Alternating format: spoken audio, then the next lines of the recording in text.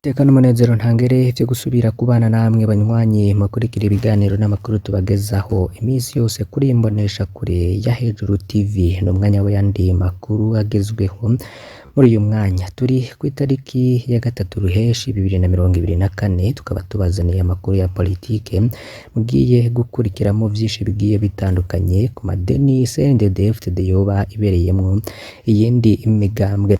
Inyuma yuko rero abantu benshi bumvirije ndetse bakanemeza ko CNDD-FDD yoba irongowe na CCM yo mu gihugu ca Tanzania, bakabivuga bashingiye ku kungene no mu rubanza rwa Alain Guillaume Bunyoni havuzwemwo imikoranire ikomeye cane ya CNDD-FDD na CCM.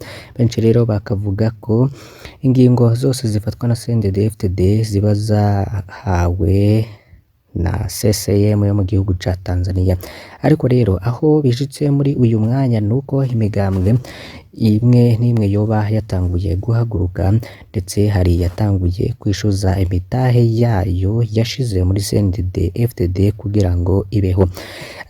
Karorero ni umugambwe Sahwanya Frodebu. Mukaza gukurikira rero ivyo muri uyo mugambwe boba batangaje nyuma yuko rero amatora ariko arategurwa. Benshi rero bakaba bibaza ko aya matora azobamwo ibintu bikomeye cane, naya 2025 hamwe na 2027. Ese kubera iki iyindi migambwe itavuga cane bivugwa cane iyo amatora yegereje? Abantu benshi bari bamenyereye CNL ya Agathon Rwasa, ubu rero ikaba irongowe na Nestor Girukishaka, ndetse kuva yarongorwa na Nestor Girukishaka ntiriko iravugwa cane, uretse imirwano n'imishamirano iri hagati y'abakurikiye Agathon Rwasa n'abakurikiye Nestor Girukishaka. Nta kindi kiriko kiravugwa muri CNDD-FDD atari ayo madeni iriko irishuzwa. Mukanya rero turaza kubibanyuriramwo mwumvirize ivyo Sahwanya Frodebu yoba iriko iragiriza CNDD-FDD ko yanse kuyishura kandi barayibihaye kugira ngo ibeho. Ayo makuru rero siyo twabazaniye gusa, ahubwo turaza kubanyuriramwo n'ibindi vyinshi bigiye bitandukanye vyatangajwe mu nama Nshikiranganji yabereye i Gitega hari kuwa 30 Rusama 2024. Abantu benshi rero bakaba barumvirije ibirimwo, ariko turaza kubanyuriramwo ku kintu kidasanzwe nk'ingingo yafatiwe muri iyo nama Nshikiranganji. Vyose ni muri aya makuru. Vyonda kuri subscribe canke sabone niba utari wafyonako, wibuke no kubisangiza bagenzi bawe kugira badacikwa n'amakuru yose tubagezaho. Iyi ni Imboneshakure ya Hejuru TV, turabahaye ekaze.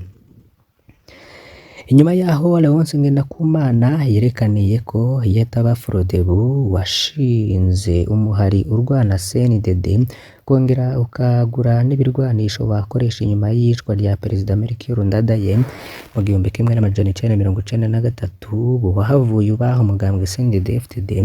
Patrick Nkurunziza we haramutswe umugambwe Sahwanya Frodebu. Muri kino gihe rero yamenyesheje ko bagiye gutangura kwishuza uburyo bwose bwakoreshejwe kugira ngo CNDD-FDD ivuke. Ngo ntivyumvikana ingene aba Frodebu bo batotezwa haba mu buzi canke ahandi, ariko aribo bashinze CNDD-FDD bongera barayifasha, mbere n'inzira guhemuka nyinshi zirahasiga ubuzima, izindi zikangazwa zizira gukorana n'umuhari CNDD ukiri mw'ishamba.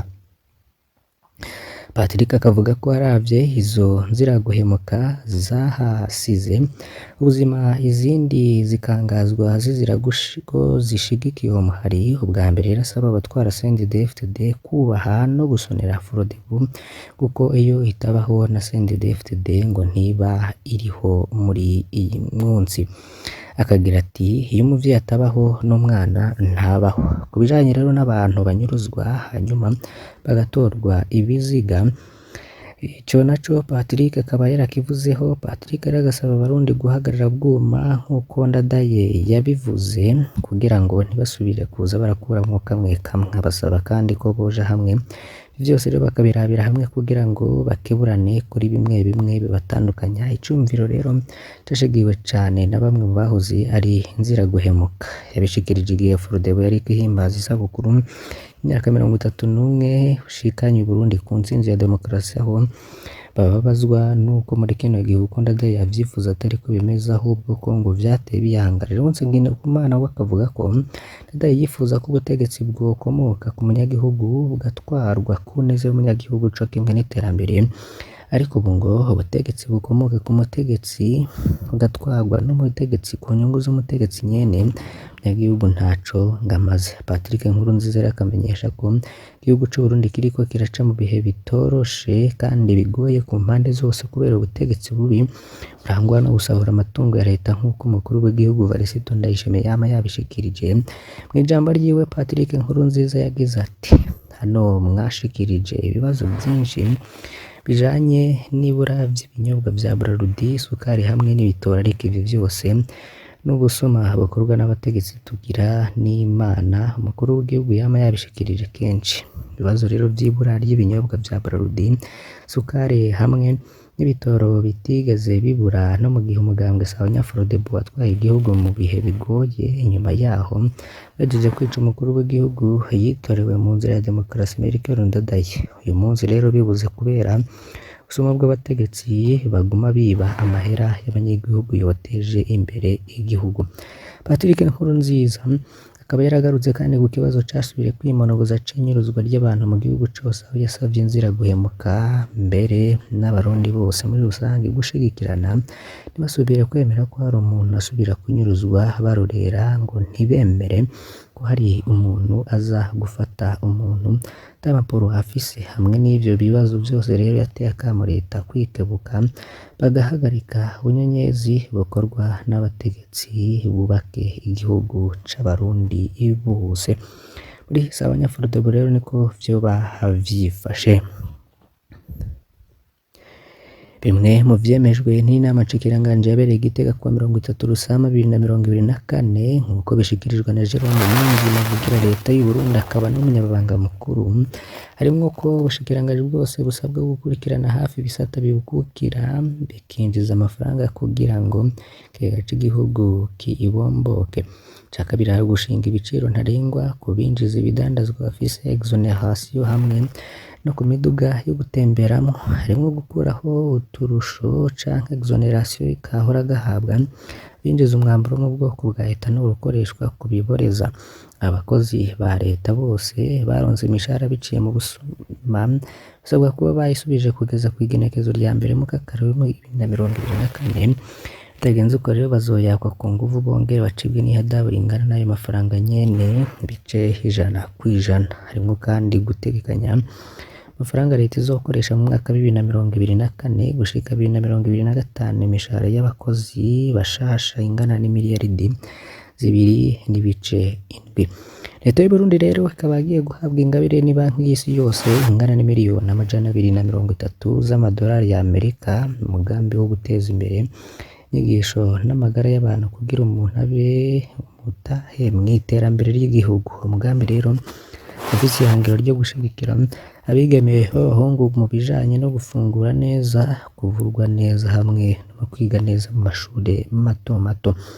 Uko biri mw'itangazo ry'inama idasanzwe y'abashikiranganji yabereye mu ntara ya Gitega kuwa 30 Rusama 2024, leta y'u Burundi yarashizeho amafaranga itegekanya gukoresha mu mwaka wa 2024 gushira 2025 kandi miliyaridi 4,397 mu gihe mu mwaka 2023 gushira 2024 yangana n'imiliyaridi 3,780. Amafaranga rero ategekanywa gukoreshwa na leta yafatiwe ko bivanye n'uko ubutunzi buzokwiyongera muri uyu mwaka 2024 ushira 2025 ku bice bishika kuri 5.4%. Navyo rero akaba ari ukubera leta y'u Burundi yafashe ingingo zituma ubutunzi bunagurwa hamwe no kunagura imigenderanire myiza abasanzwe bafasha leta y'u Burundi mu migambi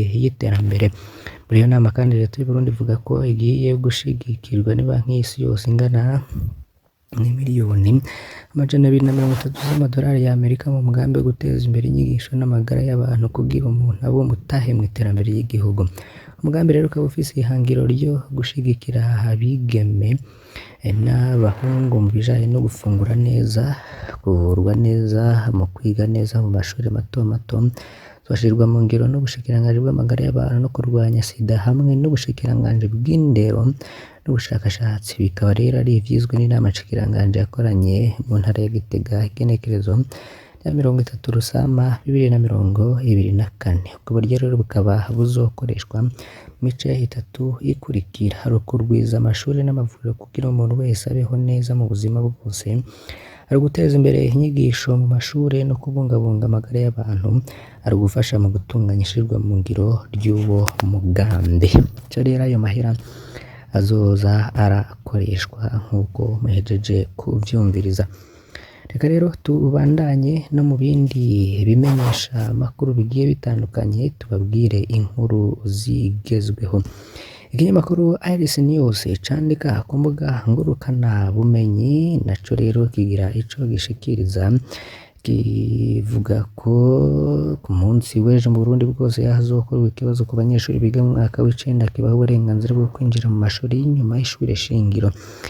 Ivyo twamenya rero nuko ico kibazo kizokora abanyeshuri 81,429 bari mu gihugu cose. Hari abanyeshuri bagendana ubumuga 22 gusa nibo bitezwe gukora ico kibazo mu bibanza vya Kabezi, Gitega na Gihanga. Ibibanza 907 biri mu gihugu cose nivyo bitegekanijwe gukorerwamwo ico kibazo. Ikibazo rero kikazotangura ku munsi w'ejo kizorangira kuwa gatandatu Ruheshi 2024. Wamenya ko Concours National izoba ikozwe ku ncuro igira 9 kuva itangujwe mu mwaka wa 2016. Tukaba twifurije ibikorwa vyiza bazotangura ico kibazo aho bukera. Ikindi rero mwomenya nuko byinshi bigiye bitandukanye, ngo hari ibintu bitanu ngo abantu bokwigira kuri Ndeka Tubane, tukazobigarukako mu yandi makuru rero tuzobagezaho. Gusa tubabwire ko kuri lycée Musema yaronkejwe matera 65 n'abahoze biga kuri lycée Musema muri komine Butaganzwe n'intara ya Kayanza baronkeje iryo shuri matera 65 kuri wa mbere Ruheshi 2024, ziyongera kuri 80 bari batanze mu mwaka uheze. Duhereje aya makuru yacu twari twabateguriye muri uyu mwanya, mbasabiye kugira ngo ntimuze gucikwa n'ayandi makuru tuza kubagezaho mu masaha ari imbere. Iyi ni Imbonesha kure ya Hejuru TV. Mane bahezagire.